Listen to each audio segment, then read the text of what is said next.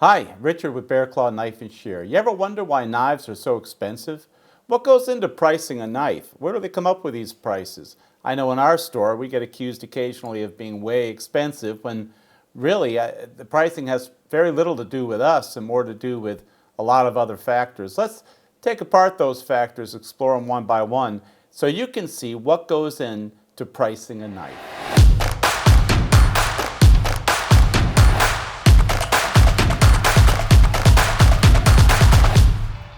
What makes one knife more expensive than another? Why pay $200 or $2,000 or even $5,000 for a knife? Well, there's a lot of reasons why you might want to pay more money for a knife. And there's a lot of factors that go into knife pricing. When we price a knife, we want to be as competitive as possible, while at the same time paying for the cost of making that knife and bringing it to you and making a little money on top of that. We have to make a little money if we're in business after all. So in the knife business, your costs really mean everything, right? You can't sell a knife below cost. So costs are made up of, on the manufacturing side, raw materials, the steel, the handle material, the hardware. All these cost money, and they all go into the price of a knife. Manufacturing costs, from abrasives to machinery, to all the consumable materials that you use to make a knife. And there's a lot of it. General business costs, like in any business, you have payroll costs, you have accounting, legal, software.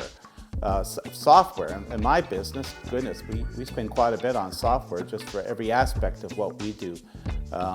It's just gets expensive. Facilities, your facility costs a lot of money. Overhead, keeping the roof over your head, keeping it air conditioned in the summertime, heated in the wintertime.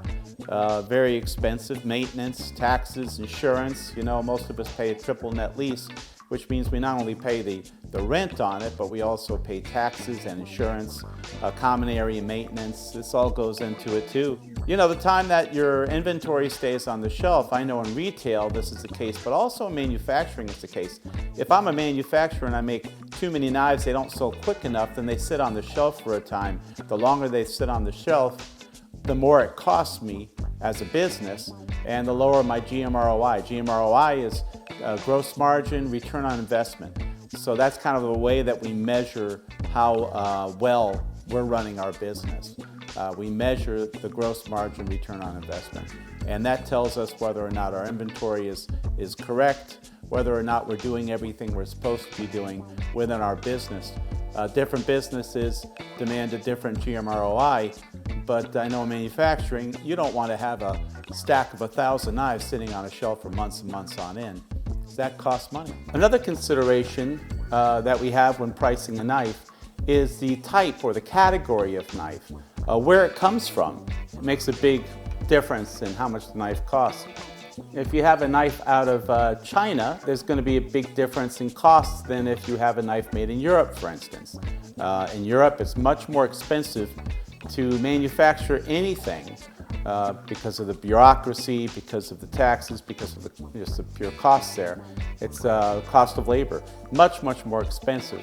So if you have a knife out of Europe, it's generally going to be a lot more expensive than a typical knife or the same knife that comes out of China or Pakistan or Vietnam or one of the other countries where cost of manufacturing is much lower. There's an advantage to being a big manufacturer. You have the economy of scale, equipment that punches out knives very quickly. Automation does this. Smaller manufacturers, you're going to be doing a lot more work by hand. You're not making as many knives as the big manufacturers are, so you don't have that economy of scale. The small manufacturers are going to create a knife that's perhaps better quality than the large manufacturer, but they're going to be more expensive just because the materials, all other things being the same, they're going to be more expensive to produce because they're a smaller manufacturer. Now, individual makers, they're in the category all their own. They're making 100, 200 knives, 250 knives a year. They're small. Each knife is made specifically by this one person or two people, and their knives are going to be even more expensive. Now, generally, they could be of very high quality, though not always. But generally speaking, those knives are going to be more expensive just because it takes longer to make those knives. There's a lot more that goes into them. But when you buy those knives, when you purchase them, you're purchasing a knife from a knife maker, an artist, someone who's actually specifically making that knife, probably just for you. You probably ordered it from them, and you want that knife for a lot of reasons, mostly because you like the work that that particular knife maker does.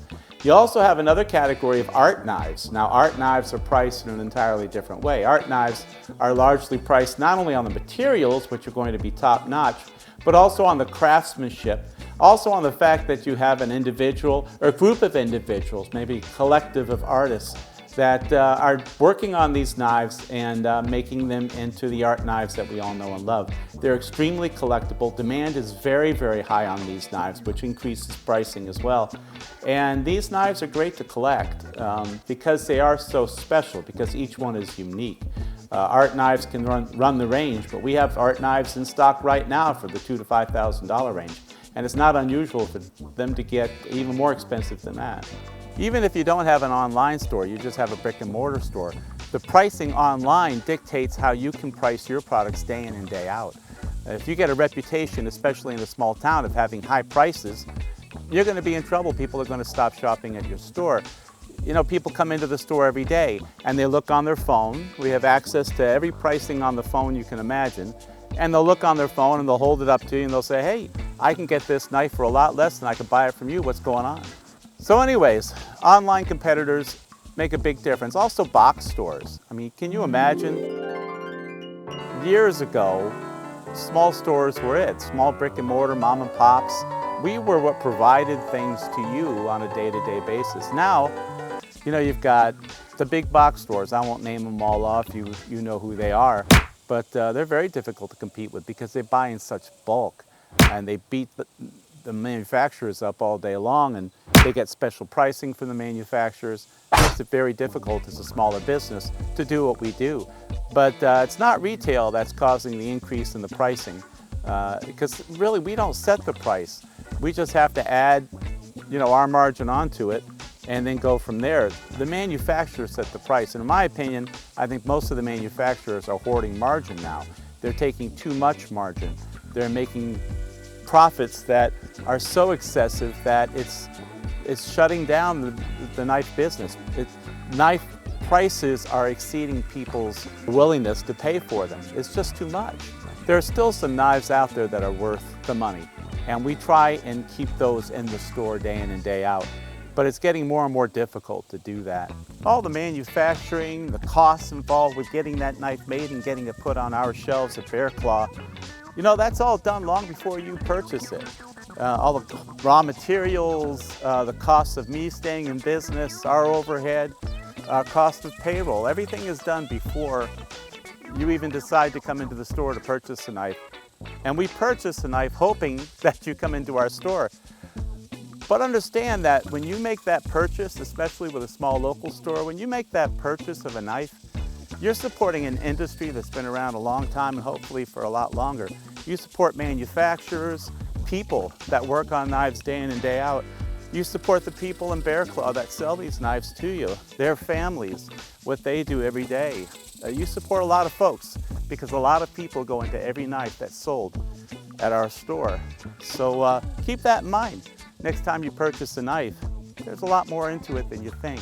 As we go on with these videos, we're going to try our best to bring you all the inside scoop on the knife business itself.